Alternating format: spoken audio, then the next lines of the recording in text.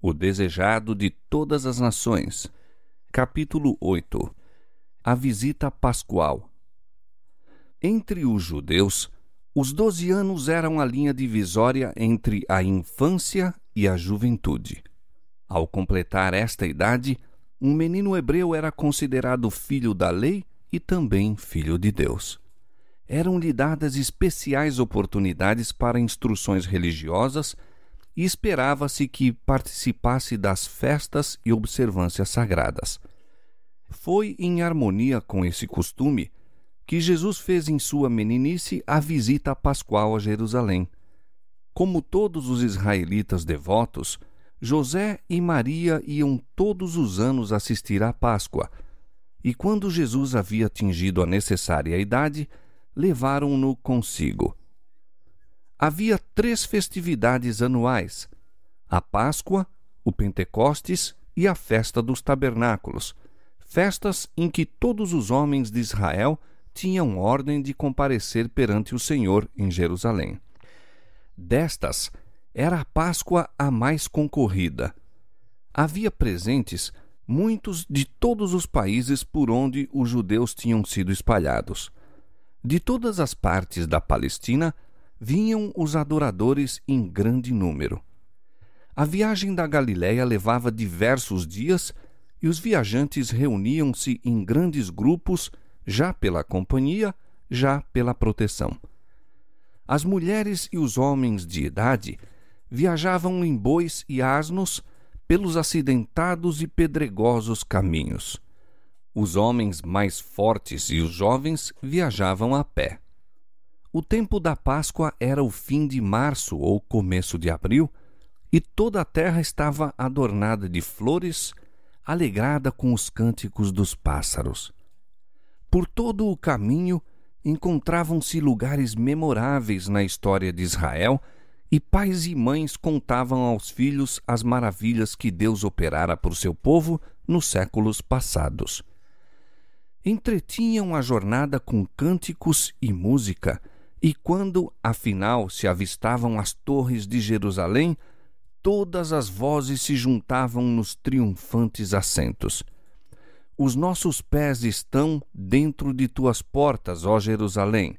Haja a paz dentro dos teus muros e prosperidade dentro dos teus palácios.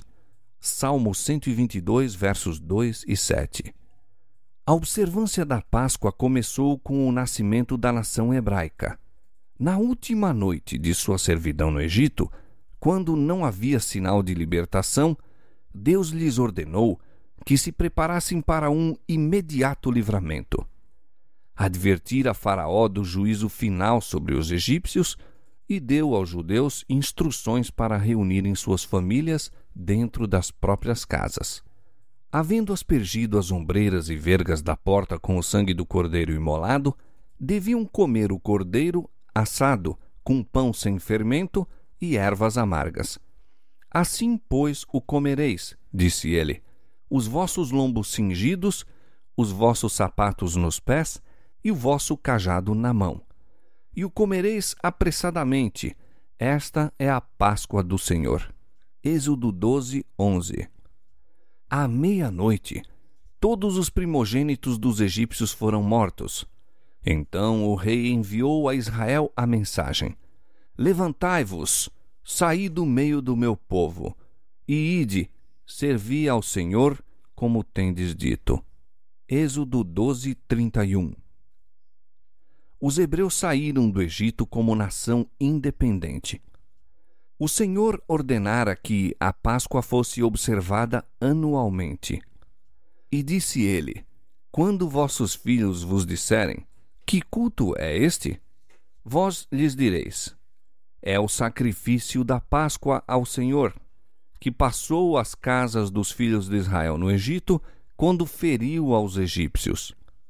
Assim, de geração em geração, devia ser narrada a história desse maravilhoso livramento. A Páscoa era seguida pelas festas dos 7 dias de pães asmos. No segundo dia da festa, os primeiros frutos da colheita anual, um molho de cevada, eram apresentados ao Senhor. Todas as cerimônias da festa eram símbolos da obra de Cristo. A libertação de Israel do Egito era uma lição objetiva da redenção que a Páscoa se destinava a conservar na memória. O cordeiro imolado, o pão asmo, o molho dos primeiros frutos representavam o Salvador. Para a maioria das pessoas, ao tempo de Cristo, a observância dessa festa degenerara em mera formalidade. Qual, porém, sua significação para o Filho de Deus? Pela primeira vez, contemplou o menino Jesus o templo. Viu os sacerdotes de vestes brancas realizando seu solene ministério. Viu a ensanguentada vítima sobre o altar do sacrifício. Com os adoradores, inclinou-se em oração, enquanto acendia perante Deus a nuvem de incenso. Testemunhou os impressivos ritos do serviço pascual. Dia a dia, observava mais claramente a significação dos mesmos. Cada ato parecia estar ligado à sua própria vida. No íntimo, acordavam-se-lhe novos impulsos. Silencioso e absorto, parecia estudar a solução de um grande problema. O mistério de sua missão desvendava-se ao Salvador. Enlevado pela contemplação dessas cenas, não permaneceu ao lado dos pais. Buscou estar sozinho. Ao terminarem os serviços pascuais, demorou-se ainda no pátio do templo e, ao partirem os adoradores de Jerusalém, Jesus foi deixado ali. Nessa visita a Jerusalém, os pais de Jesus desejavam pô-lo em contato com os grandes mestres de Israel. Conquanto fosse obediente em todos os particulares à palavra de Deus, não se conformava com os ritos e usos dos rabis.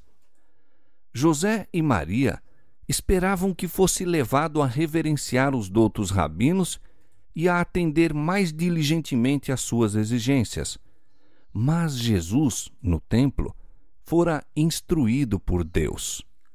Aquilo que recebera começou imediatamente a comunicar. Naquela época, um aposento ligado ao templo estava sendo ocupado por uma escola sagrada, à maneira das escolas dos profetas.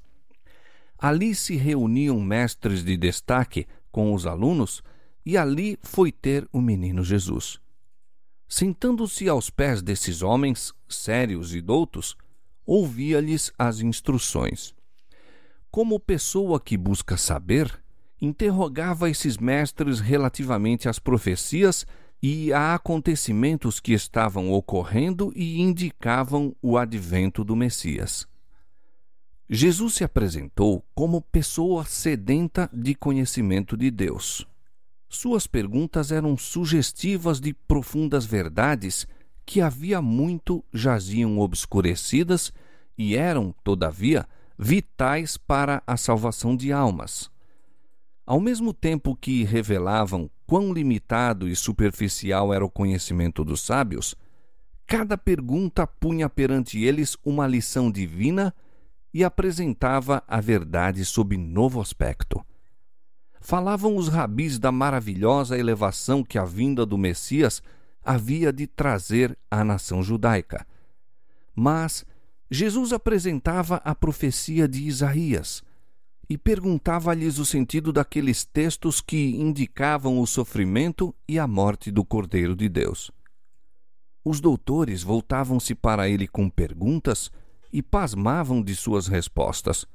Com a humildade de criança, repetia as palavras da Escritura, dando-lhes profundeza de sentido que os sábios não haviam alcançado. Seguidos os traços da verdade por ele indicados, teriam operado uma reforma na religião da época. Ter-se-ia despertado profundo interesse nas coisas espirituais, e quando Jesus começasse seu ministério, muitos estariam preparados para o receber. Os rabis sabiam que Jesus não havia sido instruído em suas escolas, No entanto, seu conhecimento das profecias excedia em muito o deles próprios. Nesse refletido rapazinho galileu, divisaram grandes promessas. Desejaram angariá-lo como aluno, a fim de que se tornasse mestre em Israel. Queriam encarregar-se de sua educação, convencidos de que um espírito tão original devia ser educado sob sua direção. As palavras de Jesus lhes moveram o coração como este nunca o havia sido por palavras de lábios humanos. Deus estava procurando comunicar luz àqueles guias em Israel e servia-se do único meio pelo qual poderiam ser atingidos. Em seu orgulho, teriam desdenhado a hipótese de receber instruções de quem quer que fosse. Se houvesse parecido que Jesus procurava ensiná-los, desdenhariam ouvi-lo. Mas lisonjeavam-se com a ideia de que o estavam ensinando a ele, ou, pelo menos, examinando seu conhecimento das Escrituras. A modéstia juvenil e a graça de Jesus lhes desarmava os preconceitos. Inconscientemente, seu espírito abriu-se à palavra de Deus e o Espírito Santo lhes falou ao coração. Não puderam deixar de ver que sua expectação com respeito ao Messias não tinha o apoio da profecia, mas não queriam renunciar às teorias que lhes tinham lisonjeado a ambição. Não admitiam haver compreendido mal as Escrituras que pretendiam ensinar. Interrogaram-se uns aos outros. Como tem esse rapaz conhecimento, não havendo nunca aprendido? A luz estava brilhando nas trevas, mas as trevas não a compreenderam. João 1:5. Entretanto, José e Maria achavam-se em grande perplexidade e aflição. Na partida de Jerusalém, haviam perdido de vista a Jesus e não sabiam que se demorara atrás. O país era então densamente povoado e muito grandes as caravanas dos galileus. Havia muita confusão quando deixaram a cidade. Pelo caminho, o prazer de viajar com os amigos e conhecidos absorveu-lhes a atenção e não lhe perceberam a ausência até que chegou a noite. Então, ao fazerem alto para o repouso, sentiram falta das prestimosas mãos de seu filho. Julgando que estivesse com os companheiros, não haviam sentido ansiedade. Jovem como era, nele confiavam inteiramente, esperando que, quando necessário, estaria pronto a auxiliá-los, antecipando-lhes as necessidades, como sempre fizera. Agora, porém, se suscitaram temores. Procuraram-no entre os que os acompanhavam, mas em vão. Tremendo, lembraram-se de como Herodes o buscara destruir em sua infância. Negros pressentimentos lhes encheram o coração. Faziam-se a si mesmos amargas recriminações. Voltando a Jerusalém, prosseguiram suas buscas. No dia seguinte, ao misturarem-se com os adoradores no templo, uma voz familiar lhes chamou a atenção. Não a podiam confundir, nenhuma outra era como a sua, tão séria e grave, não obstante tão melodiosa. Na escola dos rabinos encontraram Jesus. Regozijando-se embora, não puderam esquecer seu desgosto e ansiedade. Tendo-o novamente consigo, disse à mãe em palavras que envolviam uma reprovação: Filho, por que fizeste assim para conosco? Eis que teu pai e eu ansiosos te procurávamos. Por que é que me procuráveis? Não sabeis que me convém tratar dos negócios de meu pai? E, como parecessem não compreender suas palavras, apontou para cima. Havia em seu rosto uma luz que os levou a meditar. A divindade estava irradiando através da humanidade. Encontrando-o no templo, haviam escutado o que se passava entre ele e os rabis e ficaram admirados de suas perguntas e respostas. Suas palavras despertaram uma corrente de ideias que nunca mais seriam esquecidas. E a resposta que lhes dera encerrava uma lição. Não sabeis, dissera ele, que me convém tratar dos negócios de meu pai? Jesus estava empenhado na obra para cumprimento da qual viera a este mundo, mas José e Maria haviam negligenciado a sua. Grande honra lhes conferira Deus em confiar-lhes seu filho. Santos anjos tinham dirigido a José a fim de proteger a vida de Jesus, mas por um dia inteiro haviam perdido de vista aquele a quem não deviam ter esquecido nem por um momento.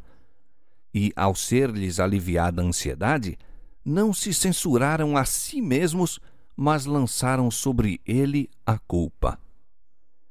Era natural que os pais de Jesus o considerassem como seu próprio filho. Estava diariamente com eles. A muitos respeitos, sua vida era como a das outras crianças, e era-lhes difícil compreender ser ele o Filho de Deus. Estavam em risco de deixar de apreciar a bênção a eles concedida pela presença do Redentor do mundo. O desgosto de se haverem separado dele e a branda reprovação contida em suas palavras visavam impressioná-los quanto à santidade do depósito que lhes fora confiado. Na resposta dada à sua mãe, Jesus mostrou pela primeira vez que compreendia sua relação para com Deus. Antes de seu nascimento, o anjo dissera a Maria: Este será grande e será chamado Filho do Altíssimo, e o Senhor Deus lhe dará o trono de Davi, seu pai, e reinará eternamente na casa de Jacó. Lucas capítulo 1, versos 32 e 33. Aquelas palavras Maria ponderara em seu coração. No entanto, ao passo que acreditava que seu filho havia de ser o Salvador de Israel, não lhe compreendia a missão. Agora, não lhe entendeu as palavras, mas sabia que negara seu parentesco com José e declarara sua filiação de Deus. Jesus não deixara de respeitar sua relação para com seus pais terrestres. Voltou de Jerusalém com eles e ajudou-os em sua vida de labor. Ocultava na própria alma o mistério de sua missão, esperando submisso o tempo designado para iniciar sua obra. Durante 18 anos, depois de haver reconhecido ser o Filho de Deus, reconheceu também os laços que o ligavam ao lar de Nazaré e cumpriu os deveres de filho, irmão, amigo e cidadão. Ao ser-lhe sua missão revelada no templo, Jesus se esquivou ao contato da multidão. Desejava voltar de Jerusalém quietamente com os que sabiam o segredo de sua existência. Mediante o serviço pascual, Deus estava procurando desviar seu povo dos cuidados terrenos que tinham e fazê-lo lembrar a maravilhosa obra que fizera em sua libertação do Egito. Desejava que vissem nessa obra uma promessa de libertação do pecado. Como o sangue do cordeiro morto protegera os lares de Israel, assim lhe salvaria a alma o sangue de Cristo. Mas eles só se podiam salvar por meio de Cristo, apoderando-se pela fé de sua vida como sendo deles mesmos. Só havia virtude no simbólico serviço ao serem os adoradores por ele dirigidos a Cristo como seu Salvador pessoal. Deus desejava que fossem levados a estudar a missão de Cristo e sobre ela meditar com oração. Ao partirem de Jerusalém, as multidões, no entanto, a excitação da viagem e a comunicação social absorviam frequentemente a atenção deles e era esquecido o serviço que acabavam de testemunhar. O Salvador não foi atraído para a companhia deles. Ao voltarem José e Maria de Jerusalém sozinhos com Jesus, ele esperava dirigir-lhes a atenção às profecias concernentes aos sofrimentos do Salvador. Sobre o Calvário, procurou aliviar a dor de sua mãe. Estava agora pensando nela. Maria tinha que testemunhar sua derradeira agonia e Jesus desejava que ela compreendesse sua missão a fim de fortalecer-se para resistir quando a espada lhe houvesse de traspassar a alma. Como Jesus estivera separado dela e por 3 dias o procurara aflita, assim, quando fosse oferecido pelos pecados do mundo, estaria novamente perdido para ela 3 dias. E ao ressurgir ele do sepulcro, sua tristeza se transformaria outra vez em júbilo. Mas quão melhor teria ela suportado a angústia da morte do filho se houvesse compreendido as Escrituras para as quais ele lhe procurava agora volver os pensamentos. Se José e Maria houvessem firmado a mente em Deus, mediante meditação e oração, teriam avaliado a santidade do depósito que lhes era confiado e não teriam perdido de vista a Jesus. Pela negligência de um dia, perderam o Salvador. Custou-lhes, porém, 3 dias de ansiosas buscas o tornar a encontrá-lo. O mesmo quanto a nós. Por conversas ociosas, por maledicência ou negligência da oração, podemos perder num dia a presença do Salvador e talvez leve muitos dias de dolorosa busca o tornar a achá-lo e reconquistar a paz que perdemos. Em nossas relações uns com os outros, devemos estar atentos para não perder a Jesus, continuando o caminho sem nos advertir de que ele não se acha conosco. Quando nos absorvemos em coisas mundanas, de maneira que não temos um pensamento para aquele em quem se concentra nossa esperança de vida eterna, separamo-nos de Jesus e dos anjos celestiais. Esses santos seres não podem permanecer onde a presença do Salvador não é desejada e sua ausência não é sentida. Eis porque, tantas vezes, se faz sentir o desânimo entre os professos seguidores de Cristo. Muitos assistem a serviços religiosos e são refrigerados e confortados pela palavra de Deus, mas devido à negligência da meditação, vigilância e orações, perdem a bênção, sentindo-se mais vazios do que antes de a receberem. Sentem a miúde que Deus os tem tratado duramente. Não veem que a falta está com eles mesmos. Separando-se de Jesus, afugentaram a luz da sua esperança. Far-nos-ia bem passar diariamente 1 hora a refletir sobre a vida de Jesus. Deveremos tomá-la ponto por ponto e deixar que a imaginação se apodere de cada cena, especialmente as finais. Ao meditar assim em seu grande sacrifício por nós, nossa confiança nele será mais constante, nosso amor vivificado e seremos mais profundamente imbuídos de seu Espírito. Se quisermos ser salvos, afinal, teremos de aprender ao pé da cruz a lição de arrependimento e humilhação. Ao comunicarmos uns com os outros, podemos ser mutuamente uma bênção. Se somos de Cristo, nossos mais gratos pensamentos serão em torno dele. Teremos prazer em falar a seu respeito e, ao falarmos uns aos outros em seu amor, nosso coração será abrandado por influências divinas. Contemplando a beleza de seu caráter, seremos transformados de glória em glória na mesma imagem.